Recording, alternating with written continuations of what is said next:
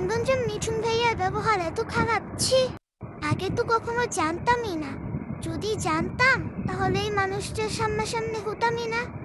Hi everyone, আসসালামু আলাইকুম। সবাই কেমন আছেন? আশা করি ভালো আছেন। আমরাও ভালো আছি। তো সেদিন আমরা গিয়েছিলাম নারায়ণগঞ্জের রাসেল পার্কের পাশে অবস্থিত জল্লার পার্ক, ওই পার্কে। তো আমরা হঠাৎ করে হাঁটতে হাঁটতে সব কিছু দেখতেছি, আশেপাশে সবকিছু ঘুরে ঘুরে দেখতেছিলাম।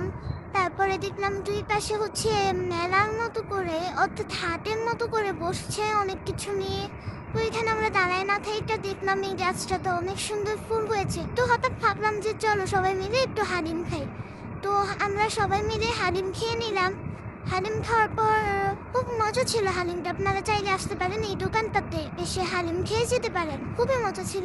তারপর আর একটু হাঁটলাম, হাঁটার পরে হঠাৎ সামনে পড়লো চাপটি। তো ভাবলাম একটু চাপটি খেয়ে নিই, আর ছিল সাথে অনেক রকমের ভর্তা। এই চাপটিগুলো অনেক মজা, আপনারা চাইলে আসতে পারেন, এসে খেয়ে যেতে পারেন। এর মধ্যে আমরা ফুচকা বেলপুরি খেয়েছিলাম, ওইটার আর ভিডিও করা হয়নি। তো হঠাৎ আমরা এটা খেতে খেতে আমাদের পাশে দেখি হঠাৎ মিঠুন ভাইয়াকে। তো প্রথমে মজা করেছিলেন। মিঠুন ভাইয়ার ব্যবহার ছিল মারাত্মক সুন্দর। তো ভাইয়া যদি আমার ভিডিওটা দেখে থাকেন অবশ্যই একটা কমেন্ট করে যাবেন। আল্লাহ হাফিজ, বাই বাই, আসসালামু আলাইকুম।